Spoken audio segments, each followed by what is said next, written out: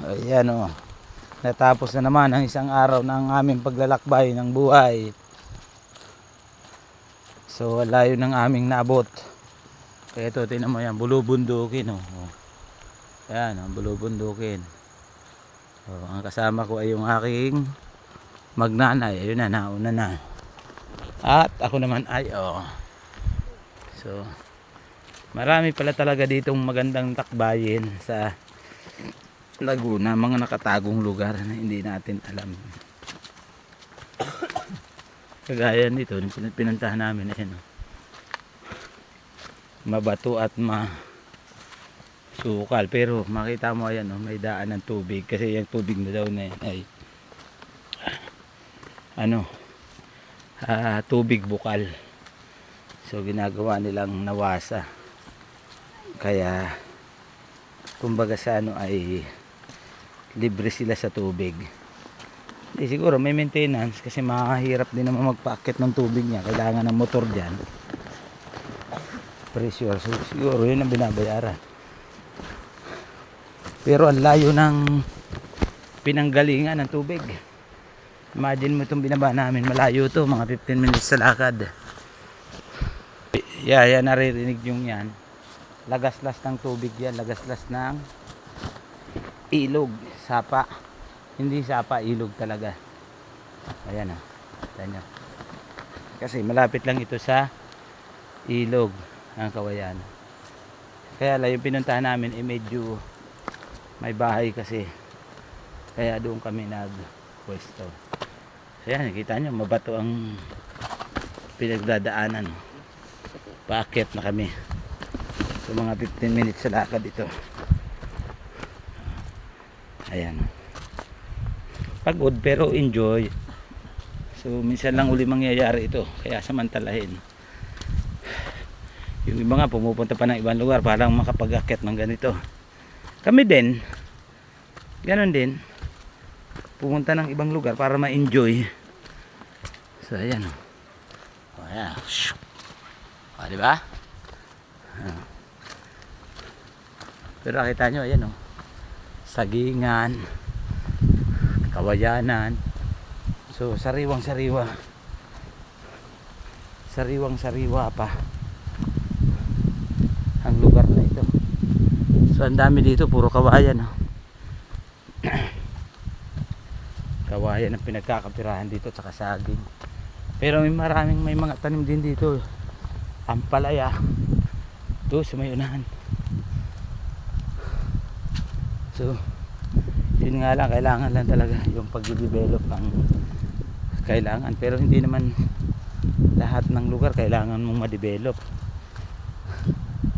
Kasi kung i-develop mo naman ang bawat lugar, sabay ang pagkasira ng kalikasan pagdating sa pagdi-develop. Kasi dito hindi kasama sa pag-develop yung pagsasaayos ng kalikasan. Ano lang, i-develop mo lang lugar, pero yung plano pagdating sa kalikasan kung paano isasaayos, kulang.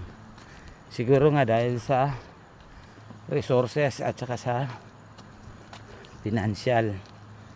Pero later siguro sa susunod na mga henerasyon o baka sakasakali. Kaya nga pag nag-develop ka ng isang lugar, dalawa lang yan, makakasira at makakaganda sa kalikasan. So yun, tinan nyo ito yung pababa doon, putikan, wala pa simento. Ito ngayon simentado na ng konti yung pathway. So gaano kalayo yung sinimentong pababa, dinadaanan para lang maabot sa develop na lugar. Pero bawat lugar, nakita nyo ngayon, may mga naninirahan na. Ito yung tinatawag na simpleng buhay, kagaya niyan, simpleng buhay lang ang ilaw mo dyan ay ano, it's either di gas pa o kaya kandila. Pag may pera-pera, kandila. Pag walang pera or bihira ang income, karamihan yan gas ang ginagamit. So yun pag sa gantong lugar, kasi matagal din ako naniraan sa gantong lugar eh. Siguro magmula kabataan ko hanggang 17 years old, no, ako naniniraan sa probinsya ganito. Nung may lupa pa ang tatay ko sa probinsya, ganito inaakit namin yan para lang mabuhay. Kita mo, paahon talaga to, kakapagod. Ayan, kita mo naman guys, oh. Ayun, oh, diba? So, pero maraming pumupunta dito, yung gusto mag-relax at saka gustong makawala sa buhay crowded. Maraming pumupunta kasi may mga kabataan nga kaming kasama doon eh. Ayun, mga kabataan, magsiswimming din sila, papunta doon sa pinag-swimmingan namin. Yun yung mga kabataan na magkakaibigan na ang hangad lamang ay kaligayahan sa buhay. Habang kabataan pa, enjoy mo kung saan pwede, habang nakasuporta ang magulang. Pagka kayo naghanap buhay na at nagkaroon na ng sariling pamilya, yun na yun. Pag nagbuo ka na ng buhay mo, doon mo mararanasan yung mga pangarap na para sa pamilya na. Pero habang kabataan ka pa at may nasasandalang magulang, enjoy mo lang. Ayan, tingnan mo yan, simpleng buhay, oh. Kawayang bahay, kawayang dingding, pero yero ng bubong, medyo mainit na yan.